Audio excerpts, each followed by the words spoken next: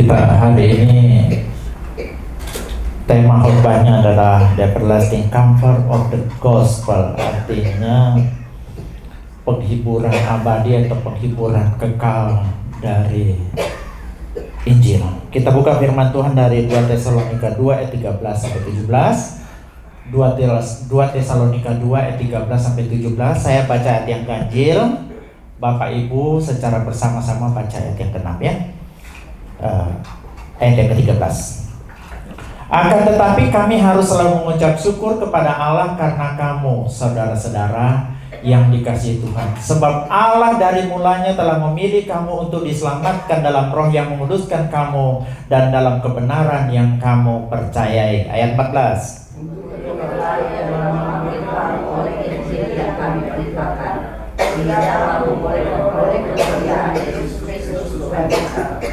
Sebab itu berdirilah teguh dan berpeganglah pada ajaran-ajaran yang kamu terima dari kami, baik secara lisan maupun secara tertulis. Ayat 16.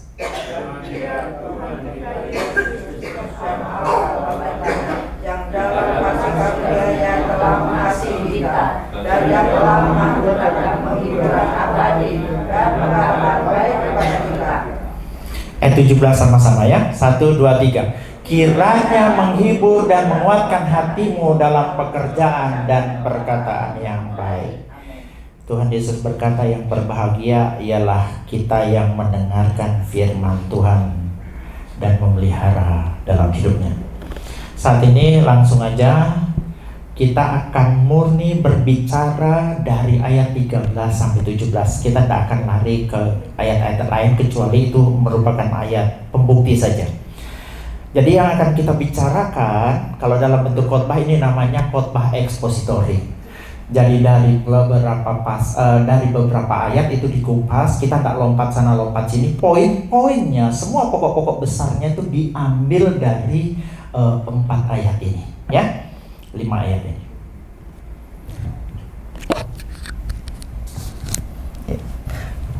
Jadi poin-poin atau pokok besarnya diambil dari 5 ayat ini ya. Nah, yang pertama yang akan kita pelajari pada kesempatan kali ini adalah 3 pentingnya Injil bagi orang Kristen. Ya, 3 pentingnya Injil bagi orang Kristen. Yang pertama, Injil adalah dasar identitas orang Kristen, itu ayat 13 sampai 14 kita baca. Akan tetapi kamu harus selalu mengucap syukur kepada Allah karena kamu. Ini coba perhatikan baik-baik. Kami mengucap syukur kepada Allah karena kamu, saudara yang dikasihi Tuhan. Itu saya kasih warna hijau itu. Sebab Allah dari mulanya telah memilih kamu untuk diselamatkan dalam roh yang menguduskan kamu. Saya kasih kembali stabilo hijau. Dan dalam kebenaran yang kamu percayai. Untuk itulah ia telah memanggil kamu oleh Injil yang kami beritakan, sehingga kamu boleh memperoleh kemuliaan Yesus Kristus Tuhan kita. Ketika saya merenungkan firman Tuhan ini, saya menggambarkan ada perlombaan yel-yel. Perlombaan yel-yel ini terdiri dari berapa grup. Grup yang pertama itu adalah grup anaknya 9 naga. Dan grup yang selanjutnya adalah grup jemaat Tesalonika. Dia tahu yel-yel siapa kita, pernah dengar ya? Yel-yel anaknya 9 naga bilang begini. Pemimpinnya bertanya, siapa kita? Ini sama waktu di Trawas ya, benar? Pohon ara berbuah lebat. Ingat ya Bu Edi ya, waktu kita retreat ya. Jadi ini sama. Siapa kita? Pemimpinnya bilang begitu. Anak-anak yang lainnya nyaut, anak 9 naga.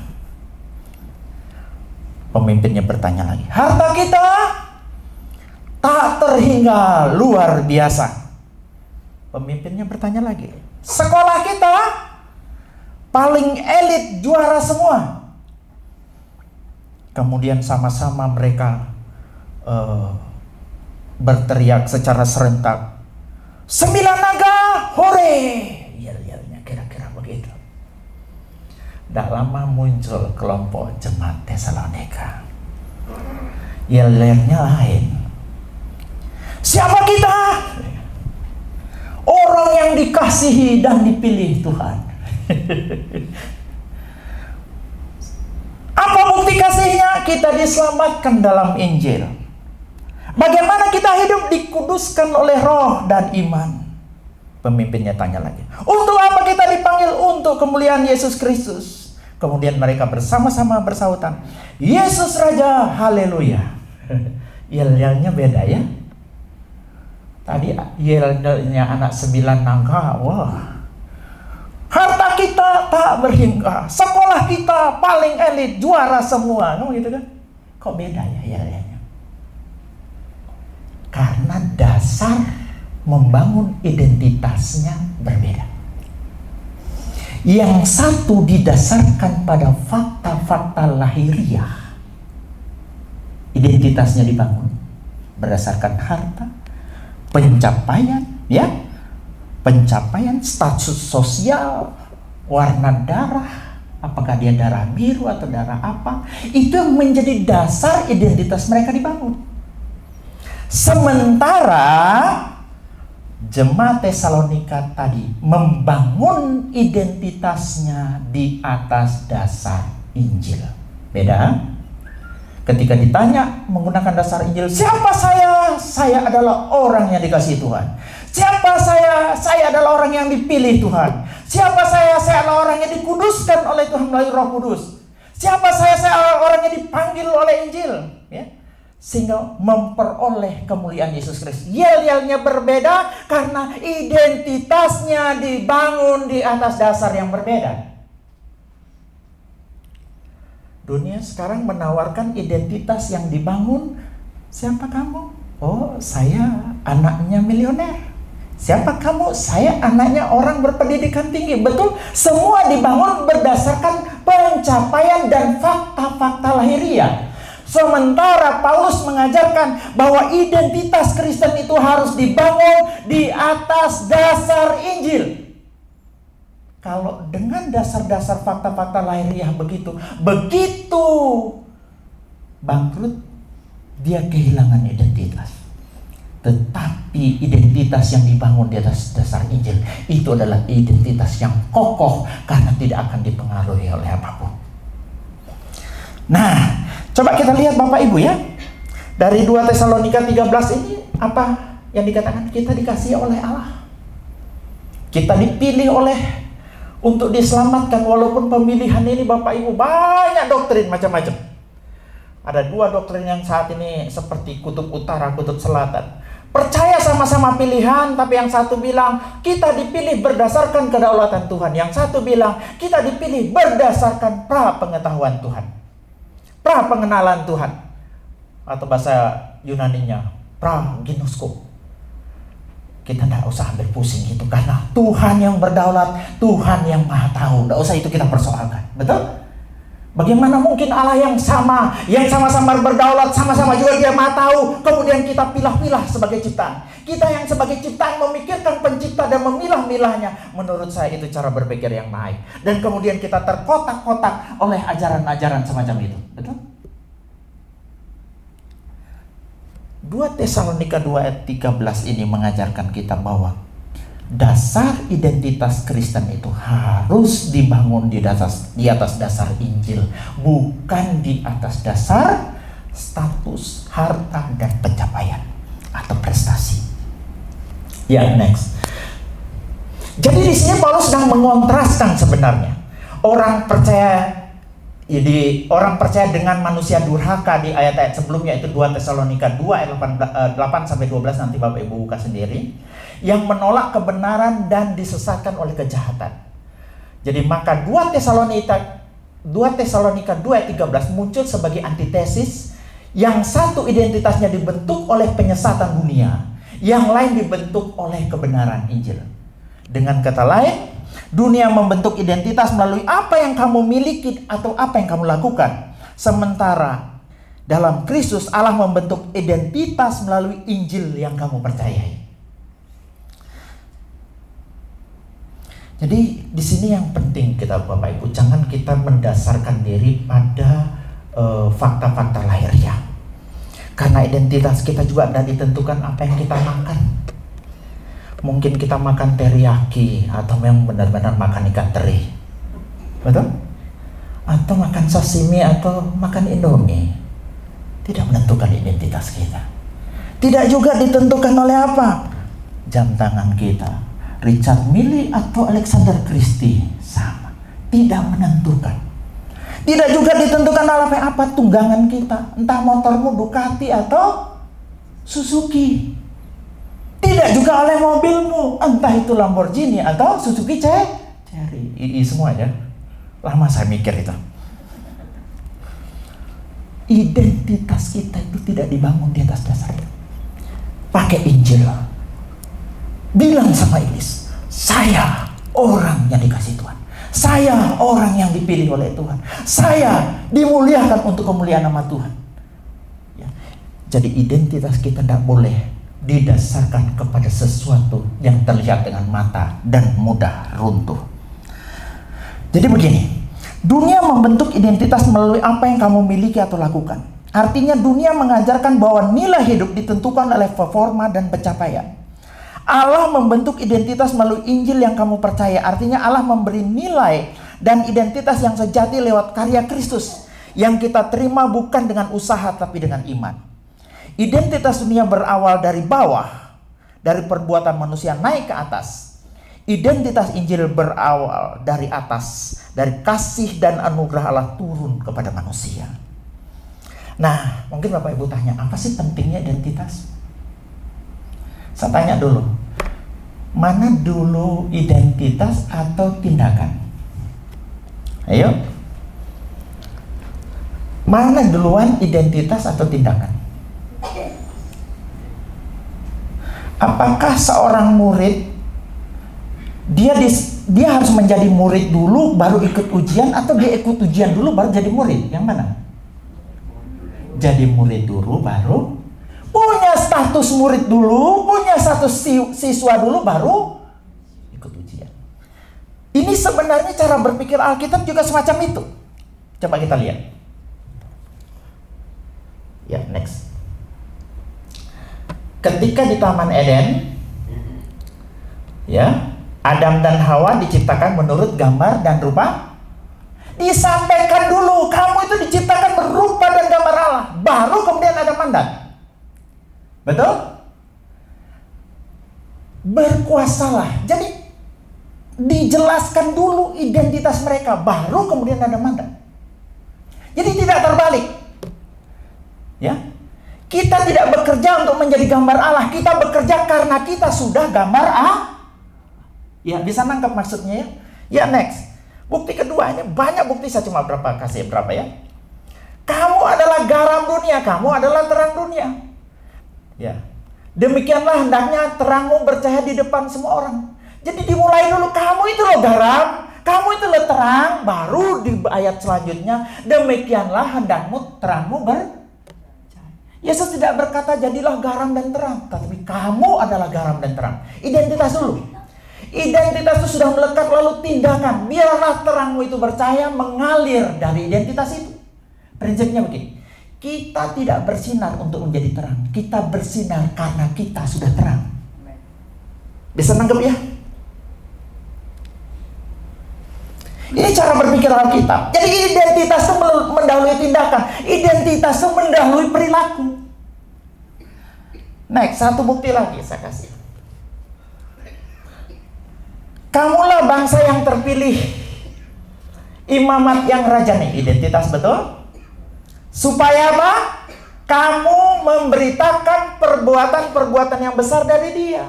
Identitas itu menjadi landasan moral dan spiritual dari setiap perbuatan dan kesaksian. Jadi prinsipnya, pelayanan dari kesaksian lahir dari siapa kita di dalam Kristus, bukan dari keinginan membuktikan diri. Kalau saudara bertindak untuk menjadi bertindak untuk menjadi bangsa yang terpilih dan imamat yang rajani, itu namanya pembuktian diri. Tetapi kita punya identitas dulu, baru melakukan kesaksian. Identitas mendahului tindakan atau perilaku. Identitas menentukan perilaku. Entah karena apa, suatu dan lain hal, jatuhlah sebuah telur anak burung Raja Wali di sarang ayam. Next. Burung Raja Wali ini dipelihara oleh ayam dari kecil sampai dia besar. Bahkan Raja Wali ini ketika menetas, dia berpikir bahwa induknya adalah induk ayam, bahwa induknya adalah ayam, dan dia berpikir identitas dirinya adalah ayam. Maka dia makan pun dengan cara ayam. Dia mengais-ngais di tanah dengan kukunya yang bengkok. Dia mengalami kesulitan, tetapi tetap dia berpikir bahwa dirinya ayam.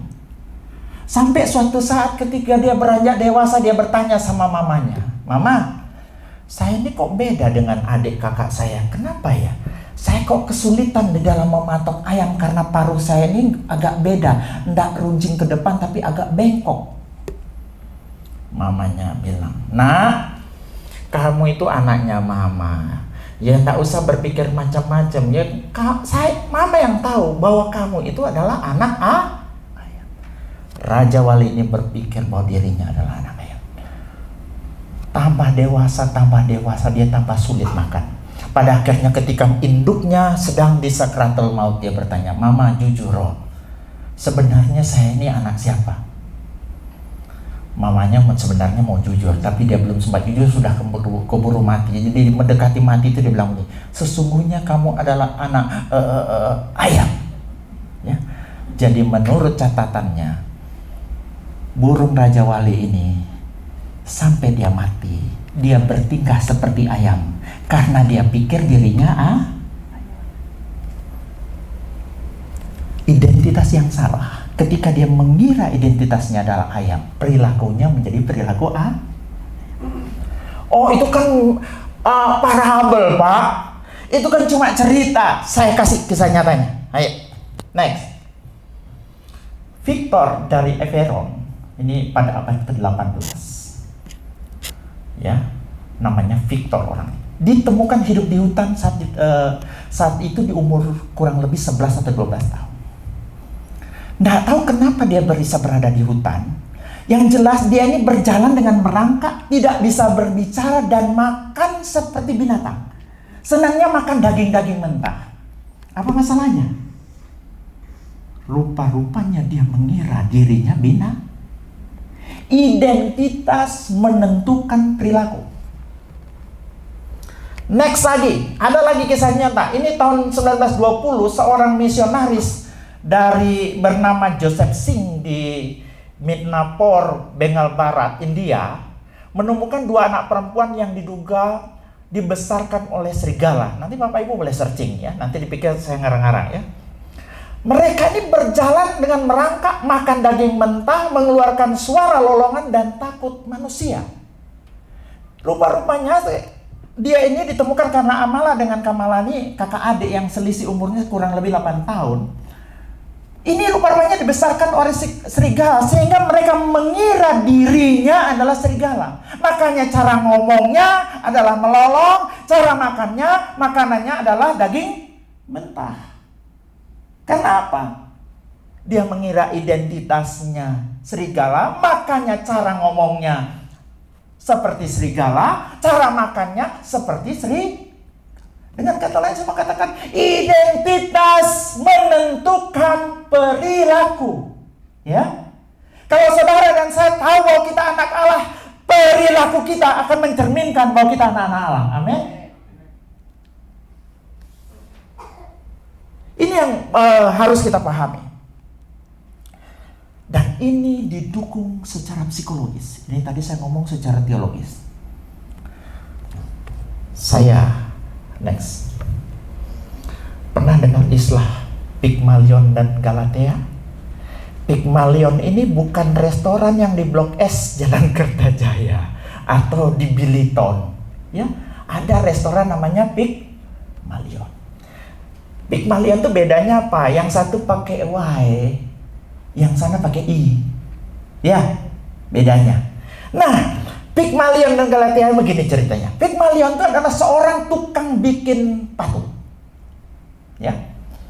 Saking ahlinya dia bikin patung, sementara dia punya pikiran negatif tentang wanita zaman itu. Dianggap wanita zaman itu tidak ada yang moralnya tidak tidak bagus semua, dia kemudian membuat sebuah patung dengan sempurna sampai patung itu begitu cantik dan sampai dia jatuh cinta kepada patung itu.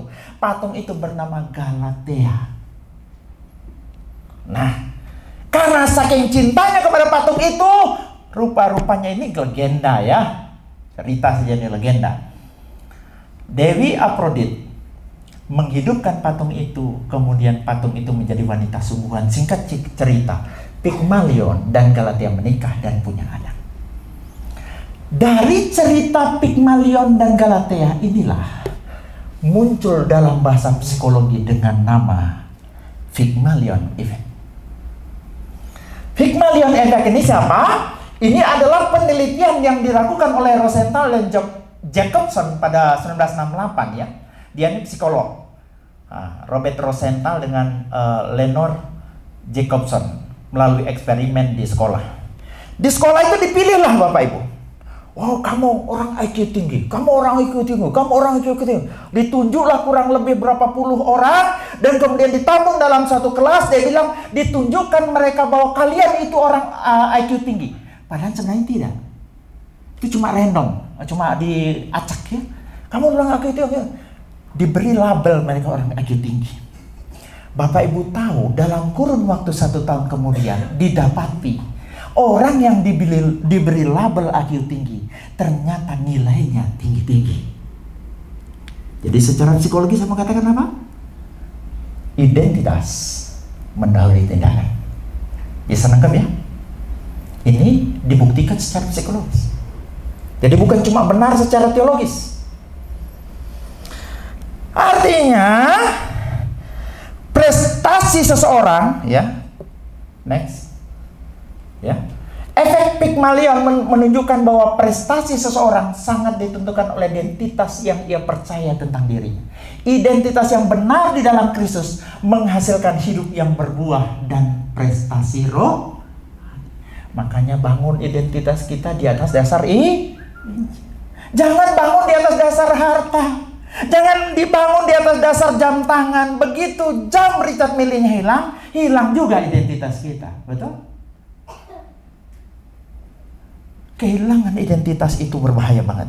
Yang kedua, jadi identitas itu menentukan perilaku. Yang kedua, identitas itu memberi kekuatan dalam peperangan rohani. Saya tanya, seorang tentara diberi hak pakai seragam dan diberi hak menggunakan senjata karena dia tentara, atau karena dia menggunakan senjata dia disebut tentara? Tentara dulu, baru punya hak pakai Makanya kita bukan tentara, nggak punya KTA, kartu tanda anggota tentara, jangan coba-coba pakai baju tentara. Masih ditangkap, betul? Kita nggak punya hak. Kita nggak punya hak juga pegang senjata, betul? Untuk pegang senjata, kita harus punya kartu anggota dulu. Identitasnya harus benar dulu. Baru punya otoritas dan hak untuk masuk mengakses hak-hak sebagai tentara. Ya. Jadi entah nanti ya baju yang kita pakai itu PDL, entah baju yang kita pakai nanti itu PDU atau PDH, pakaian dinas harian, pakaian dinas lapangan, pakaian dinas upacara. Yang penting harus tentara dulu. Yang kedua, kita punya akses untuk menggunakan senjata. Harus jadi tentara dulu. Karena kalau bukan tentara, saudara dan saya tidak punya hak untuk itu. Nah, coba kita lihat. Makanya tidak heran iblis itu sangat ketakutan, atau strategi iblis selalu berupaya membuat kita ragu tentang identitas kita. Coba kita lihat dalam Kejadian 3 ayat 4. Tetapi ular itu berkata kepada perempuan itu, sekali-kali kamu tidak akan mati, yang warna merah. Kamu akan menjadi seperti Allah. Coba ya kan? Sebenarnya kita rupa dan gambar Allah, betul? Apa yang ditawarkan oleh iblis? Kamu akan menjadi Allah. Itu identitas palsu yang ditawari. Iblis sangat terganggu dengan identitas yang benar. Ya? Iblis itu sangat terganggu dengan identitas yang benar. Jadi disinilah identitas palsu ditawarkan. Engkau akan menjadi sesuatu yang lebih jika engkau melanggar firman Allah. Iblis menggoda Hawa bukan sekedar dengan buah, tetapi dengan penawaran identitas palsu. Ia membuat Hawa meragukan kasih, kebaikan, dan posisi mulianya di hadapan Allah. Iblis berusaha membuat manusia meragukan kebenaran firman Allah dan identitas serta posisi mereka sebagai gambar Allah. Ya, kita lanjut. Dalam pencobaan Yesus, bukankah yang diserang juga identitasnya? Jika engkau anak Allah, identitas yang diserang, betul? Sebenarnya Bapak Ibu, ketika engkau dan aku meragukan identitas kita yang sudah dibangun di atas Injil tadi, kita sudah kalah sebelum berperang. Diserang kira-kira? Karena nggak perlu diserang lagi. Sama dengan sebuah negara yang semuanya sudah dikuasai sebelum berperang. Perangkat lunaknya sudah dikuasai sebelum perang, walaupun perangkat kerasnya masih ada. Makanya pola ini dipakai oleh iblis sampai sekarang. Iblis menyerang dengan meragukan siapa kita dalam Kristus. Jika orang percaya ragu dengan identitasnya, ia akan mudah jatuh dalam tipu daya dosa. Bahkan bisa dikatakan sudah kalah sebelum berperang. Injil adalah dasar identitas kita. Jangan bangun identitas kita di atas dasar harta dan pencapaian, ya. Tetapi bangun di atas dasar Injil. Karena tidak rapuh. Yang kedua, identitas menentukan apa?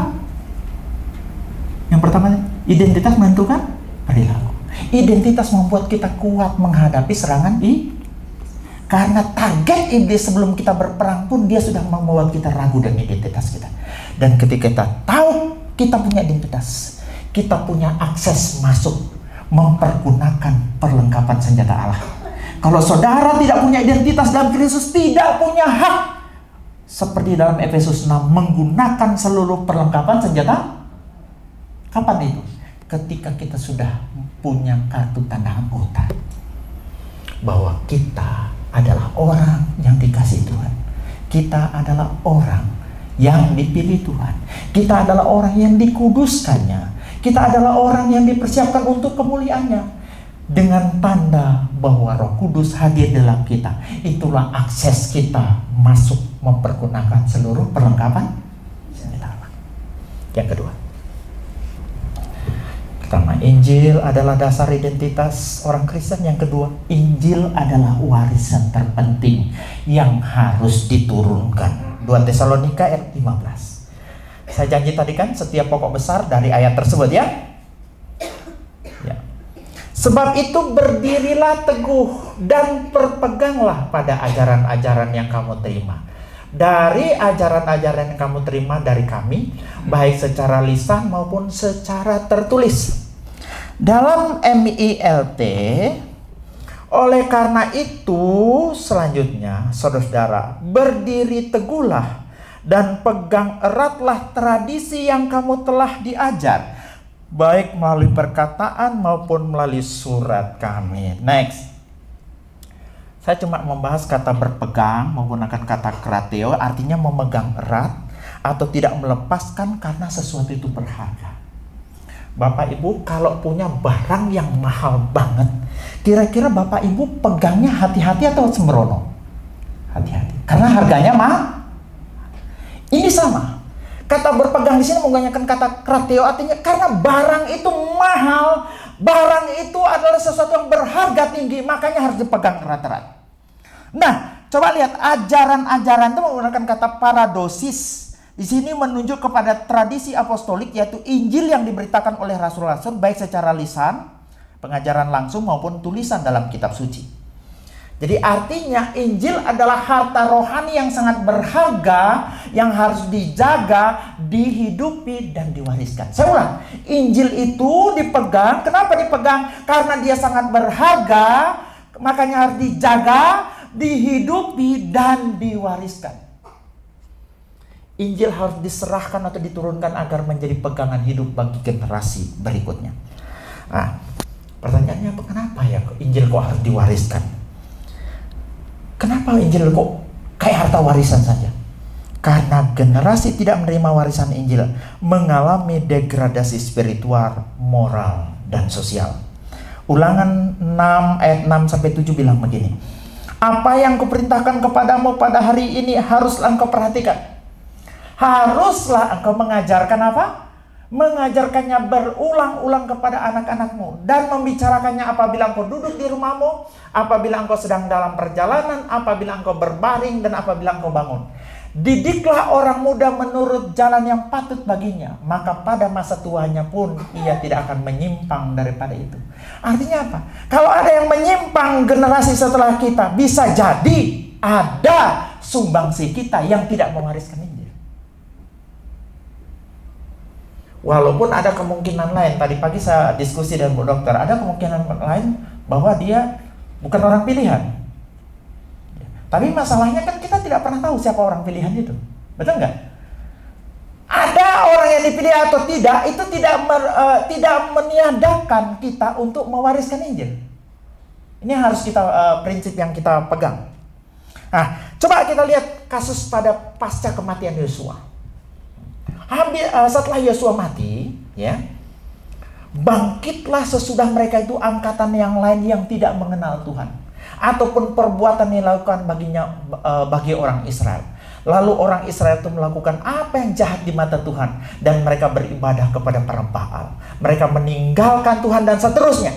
Artinya setelah Yosua muncul generasi yang tidak mengenal Tuhan. Di mana masalahnya? Bisa jadi masalahnya ketika mereka tidak meneruskan warisan iman atau warisan Injil itu kepada generasi berikutnya. Next, Imam Eli. Imam yang melayani Tuhan, betul, Imam Eli. Tapi anaknya Hofni dan Pinehas melakukan korupsi di Bait Allah, ya, bahkan melakukan seks di tempat suci, ya. Anak-anak mengenal ritual tapi tidak mengenal Tuhan. Bahkan Ikabod cucunya, ada cucu yang lahir ketika kemuliaan Allah sudah pergi. Namanya arti Ikabod itu, kemuliaan Allah sudah pergi. Next, Raja Hizkia. Saleh, dikenal sebagai raja yang saleh, bahkan dia sebagai tokoh reformator di Yehuda, ya. Yang memulihkan ibadah kepada Tuhan, menghancurkan berhala, dan menaruh kepercayaan hanya kepada Tuhan. Tapi punya anak yang luar biasa jahat, dikenal sebagai raja paling jahat di antara semua raja Yehuda. Ia membangun kembali berhala yang dihancurkan bapaknya, dibangun kembali oleh Manase, ya. Ia menyembah Baal, bahkan mempersembahkan anak-anaknya kepada dewa Molok, bahkan menaruh berhala di dalam Bait Allah. Di tempat Bait Allah loh ditaruh berhala oleh si Manase. Bahkan dia membunuh Nabi Yesaya dengan cara menggergajinya. Ibrani 11:37. Nanti Bapak Ibu mungkin Pak Pendeta dapat tahu di mana Nabi Yesaya digergaji oleh Manase. Saya jelaskan, ada namanya Ascension of Isaiah. Kisah tentang Manase menggergaji Nabi Yesaya berasal dari kitab kuno non-kanonik berjudul Ascension of Isaiah, kenaikan Yesaya, sebuah tulisan apokrif Yahudi Kristen awal abad ke-1 sampai 1 Masehi, 1 sebelum Masehi dan sampai abad pertama Masehi. Dalam naskah itu diceritakan Nabi Yesaya menegur Manase karena dia melakukan penyembahan berhala dan mempersembahkan. Ditegur sama Yesaya. Mungkin bahasa kamu Manase, bapakmu orang ngono loh, awakmu kok ngono, gitu. Bapakmu tidak seperti itu, kamu kok kelakuanmu bejat kayak begini. Ditegur sama Yesaya, tersinggunglah Manase. Kemudian dia suruh anak buahnya untuk mengejar, siapa namanya? Yesaya. Yesaya lari ke dalam pohon yang berlubang, dan Manase memerintahkan untuk menggergaji pohon tersebut. Makanya dalam Ibrani 11 ayat 37 ada dikatakan nabi-nabi Tuhan yang digergaji. Yang dia maksud itu adalah Yesaya. Ya. Selanjutnya Raja Yosia. Yosia baik, tapi Yoyakim jahat. Masalahnya di mana? Warisan rohani tidak diwariskan secara otomatis, tetapi harus apa? Ditanamkan, diteladankan, dan terus secara sadar diteruskan. Ya. Injil ada warisan yang harus diturunkan. Jadi bapaknya bisa jadi kita pendeta, tapi anak-anak kita bisa jadi bejat luar biasa. Karena apa? Kita gagal meneruskan warisan Injil. Karena Injil itu adalah arti warisan yang harus diteruskan kepada generasi selanjutnya. Karena kalau tidak, kita akan mengalami degradasi moral. Generasi selanjutnya, anak cucu kita akan mengalami degradasi moral luar biasa. Yang kedua, karena warisan Injil jauh lebih berharga dari harta warisan dan pendidikan tingkat tinggi. 2 Timotius 1 ayat 5 bilang begini, sebab aku teringat akan imanmu yang tulis ikhlas, yaitu iman yang pertama-tama hidup dalam nenekmu Lois dan di dalam ibumu Eunike, dan yang aku yakin hidup juga di dalam dirimu. Ini ceritanya begini, Paulus bangga banget karena rupa-rupanya iman Timotius itu adalah hasil warisan Injil yang diteruskan oleh neneknya dan ibunya. Bisa nangkep ya? Adalah hasil warisan Injil iman mamanya dan neneknya. Ya, neneknya bernama Lois dan ibunya bernama Eunike. Bapak Ibu, mungkin kita tidak bisa mewariskan harta, tidak semua orang. Tidak semua orang juga bisa mewariskan pendidikan yang tinggi pada anak-anaknya. Betul? Betul apa betul? Tapi tidak ada alasan kita bisa mewariskan Injil. Amin. Saya beri contoh. Howard Hughes. Ayahnya ini konglomerat, Bapak Ibu. Dia adalah penemu, bapaknya ini Hughes senior. Itu adalah penemu alat pengeboran minyak yang sangat kaya raya. Tadi saya lihat Pak Esra khotbah tentang Howard Hughes ini, ini kok bisa sama gitu contoh yang dia pakai. Hartanya itu kalau dihitung, dikonversi pada uang zaman sekarang itu 400 triliun. Ini dia khotbahkan tadi pagi di Kupang. Kalau dikonversikan ke rupiah itu jumlahnya 400 triliun. Ya. Luar biasa kayanya, betul? Kayaknya kalau miliuner di Indonesia belum ada yang sampai segitu, kecuali dunia ya. Nah, tapi Bapak Ibu tahu, diwarisi kekayaan semacam itu dengan harta yang berlimpah, ternyata tidak membuatnya bahagia. Dia ini ngalami apa yang disebut dengan paranoid. Ya, dia takut sekali sama kuman. Ke kamar mandi, takut kuman. Salaman dengan orang, takut kuman. Kesana kemari, takut kuman. Akhirnya dia mengisolasi dirinya dalam sebuah hotel. Sampai ketika dia mati, orang tidak mengenali dia lagi sebagai Howard Hughes. Warisan harta. Bandingkan dengan Billy Graham. Next. Di bapaknya ini bukan orang yang begitu ada. Dan lahir dari keluarga yang sederhana ya, tidak kaya secara materi. Tapi orang tuanya mewariskan iman yang sederhana dan kehidupan doa. Dari warisan itu muncul seorang bernama Billy Graham yang menjadi berkat bagi 215 juta orang di seluruh dunia. Warisan Injil bisa jauh lebih berpengaruh dari warisan harta. Ya, saya coba melihat quotes-nya. Charles Spurgeon bilang begini, jika kita kehilangan Injil, kita kehilangan segalanya. Tapi jika kita memegang Injil, kita memiliki harta yang lebih besar daripada dunia. Saudara, sebagai orang tua, mungkin kita tidak punya harta yang kita wariskan kepada anak cucu kita. Kita tidak punya cukup uang untuk mensekolahkan mereka tinggi-tinggi, betul? Tapi kita tidak ada alasan kita untuk tidak mewariskan Injil kepada generasi setelah kita. Billy Graham bilang begini, generasi ini memiliki tanggung jawab untuk meneruskan Injil kepada generasi berikutnya. Itu adalah warisan iman yang tidak boleh diputus. Next. Jonathan Edwards bilang begini, resolusi saya adalah saya akan hidup untuk Allah dan saya akan mengajar anak-anak saya melakukan hal yang sama. Warisan sejati bagi mereka adalah Injil.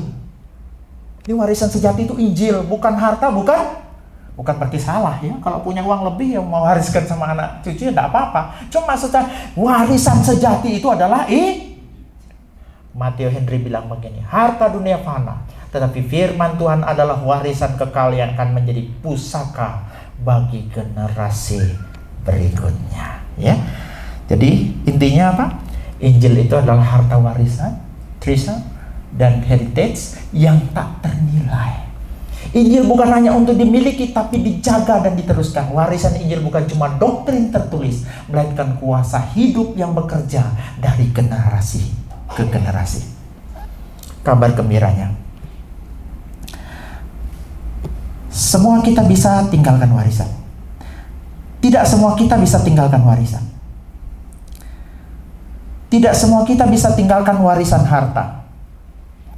Tidak semua kita bisa meninggalkan harta warisan pendidikan yang tinggi pada anak cucu kita. Tetapi kita semua bisa tinggalkan warisan Injil untuk generasi berikutnya. Tidak peduli semiskin apa diri kita. Saya ulang. Tidak semua kita punya kesempatan untuk meninggalkan harta bagi anak cucu kita. Tidak semua kita punya kesempatan meninggalkan pendidikan yang tinggi bagi anak cucu kita. Tapi kita semua punya kesempatan untuk mewariskan Injil. Tidak peduli semiskin apapun kita. Amin. Bagaimana keadaan moral, spiritual, dan sosial generasi setelah kita tergantung pada warisan Injil yang kita wariskan. Secara lisan, tulisan, maupun teladan hidup. Injil ada warisan yang harus dijaga, dihidupi, dan diwariskan atau diteruskan. Saya kemarin teringat dengan cerita ini. Saya cerita di Jakarta, mereka ketawa sedikit supaya ngantuk. Saya cerita, ada seorang guru sekolah minggu lagi mengajar sekolah minggu. Dia bilang begini, jadi adik-adik, saat ini saya mau mengajar tentang Petrus yang naik pohon ara. Anak-anak sekolah minggu menyaut, bukan Petrus kak, Sakeus. Hus, diam kamu anak kecil. Saya guru di sini lebih tahu daripada kamu. Jadi Petrus itu naik pohon ara ingin melihat Yesus. Nyaut lagi anak-anak, bukan Petrus kak, tapi Sakeus. Lama-lama dia pikir benar juga ya, kayaknya ini Sakeus bukan Petrus. Kenapa? Karena guru sekolah minggunya tidak pernah dapat warisan Injil, tidak pernah diceritain masalah, tidak pernah ikut sekolah minggu, tidak pernah ibadah. Tahu-tahu jadi ditunjuk jadi guru sekolah. Setelah dia pikir rupa benar, dia bilang begini, jadi Yesus berkata kepada Petrus, Petrus turunlah, itu bukan tempatmu, itu tempatnya Sakeus. Ya, ini bahaya banget kalau kita tidak mewariskan ini mungkin cuma cerita lucu, tapi mudah-mudahan supaya kita tidak ngantuk ya. Jadi semiskin apapun kita, mungkin kita tidak bisa mewarisi harta pada anak kita, kita tidak bisa mewarisi pendidikan tinggi, tetapi kita bisa mewariskan Injil. Yang terakhir, Injil adalah sumber kekuatan serta penghiburan dalam keluarga. Injil tadi apa yang pertama? Dasar identitas kita. Yang kedua, warisan yang harus diteruskan. Yang ketiga adalah sumber kekuatan serta penghiburan dalam keluarga. Tesalonika 2 ayat 16 dan 17. Dan ia, Tuhan kita Yesus Kristus dan Allah Bapa kita yang dalam kasih karunia yang telah mengasihi kita dan yang telah menganugerahkan penghiburan abadi dan pengharapan baik kepada kita, kiranya menghibur dan menguatkan hatimu dalam pekerjaan dan perkataan yang baik. Coba yang saya lihat baik-baik, yang saya kasih warna merah, yang telah menganugerahkan apa? Penghiburan abadi. Ini judul kita diambil di sini. Dan pengharapan baik kepada kita, menghibur dan menguatkan. Makanya poin ketiga, Injil adalah sumber kekuatan serta penghiburan. Inti dari 2 Tesalonika 2 ayat 13 sampai 17 itu memang Injil. Karena seluruh bagian ini berpusat pada karya Allah melalui Injil yang menyelamatkan dan meneguhkan umatnya. Injil itu adalah dasar identitas, dikasihi, dipilih, dan dikuduskan. Injil adalah saluran panggilan, oleh Injil itu kamu dipanggil. Injil adalah warisan yang harus dijaga, tradisi ajaran para rasul. Injil adalah sumber penghiburan, kekuatan, kasih karunia Kristus yang menopang. Jadi saya akan bagi sekarang Injil itu menjadi dua. Injil itu adalah sumber kekuatan. Coba next. Next. Pertama, dia itu kekuatan yang menyelamatkan. Itu bisa dilihat dalam Roma 1 ayat 16. Sebab aku mempunyai keyakinan yang kokoh dalam Injil. Karena Injil itu apa? Kekuatan Allah. Yang apa? Yang menyelamatkan. Jadi Injil itu adalah kekuatan Allah. Injil itu bukan cuma berita, tetapi dia adalah kuasa. Saya ulangi. Injil itu bukan cuma berita, tetapi ada kuasa di dalamnya. Karena dia ada kuasa yang merupakan kekuatan Allah yang menyelamatkan. Jadi jangan berpikir Injil itu cuma informasi, tapi ada kuasa transformasi di dalamnya. Ya.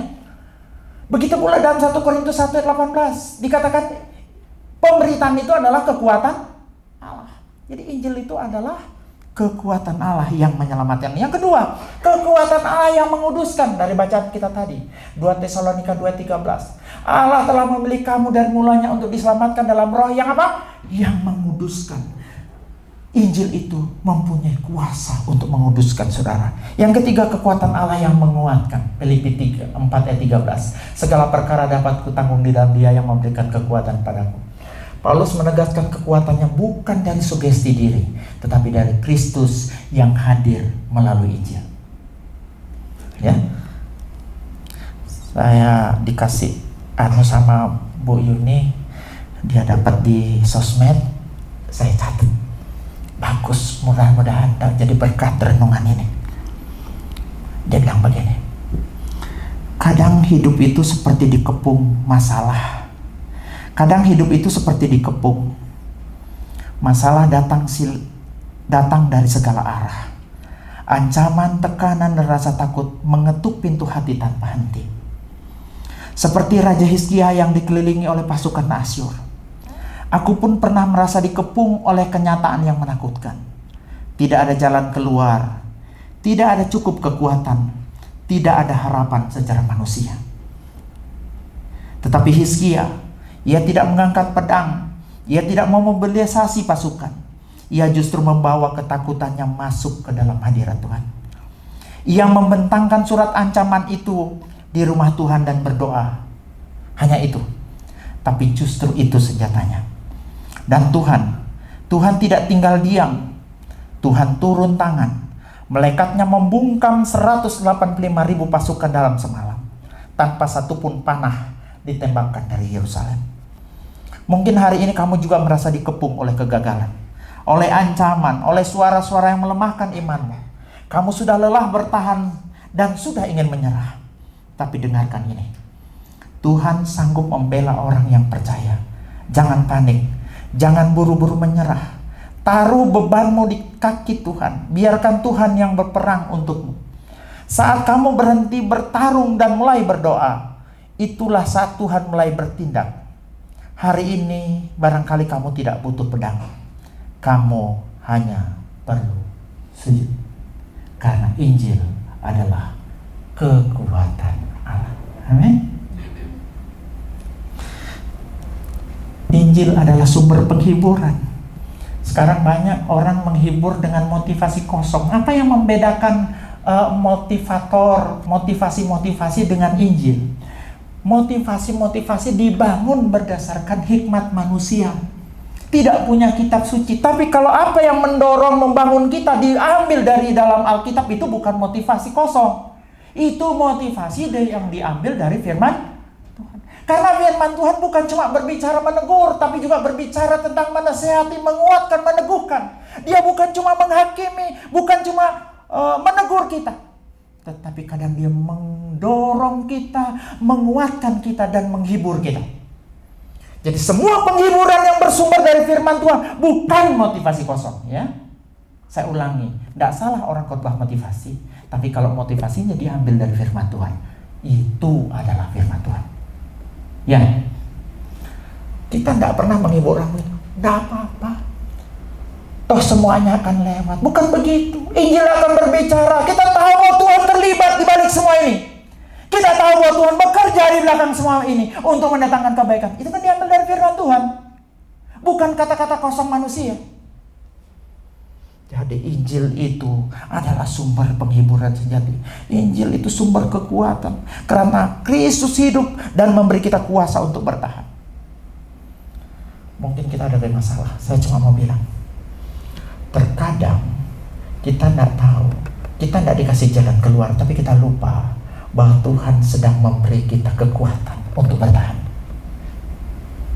Tidak semua masalah begitu kita doakan simsalabim hilang. Kita lupa bahwa kita mampu bertahan menghadapi masalah itu 1 hari, 2 hari, 1 minggu, 1 tahun, dan seterusnya. Kita lupa bahwa kekuatan untuk bertahan itu adalah kekuatan dari Injil yang kita terima atau diwariskan kepada kita. Baik yang kita terima dari orang lain maupun kita terima dari orang tua kita. Dengan Injil, kekuatan Kristen, keluarga Kristen bisa berkata, kami kuat bukan karena diri kami, tapi karena kuasa Allah. Kami terhibur bukan karena kata-kata manusia, tetapi karena janji Kristus yang kekal. Jadi 3 pelajaran. Pertama, Injil adalah dasar identitas. Identitas menentukan perilaku. Identitas menentukan kekuatan kita dalam peperangan roh. Yang kedua, warisan yang harus diturunkan. Jadi dihidupi dan diturunkan. Kalau tidak ada kan kerusakan generasi selanjutnya. Selanjutnya, mengapa harus diturunkan? Karena dia lebih berharga dari harta warisan. Dari warisan harta, lebih berharga dari warisan pendidikan dan tidak ada alasan bagi kita untuk tidak mewariskan. Semiskin apapun kita bisa mewariskan Injil kepada generasi setelah kita. Yang ketiga, Injil adalah sumber kekuatan dan penghiburan. Kekuatan Allah yang menyelamatkan, kekuatan Allah yang menguduskan, kekuatan Allah yang menguatkan. Saudara bisa berdiri hari ini karena Tuhan.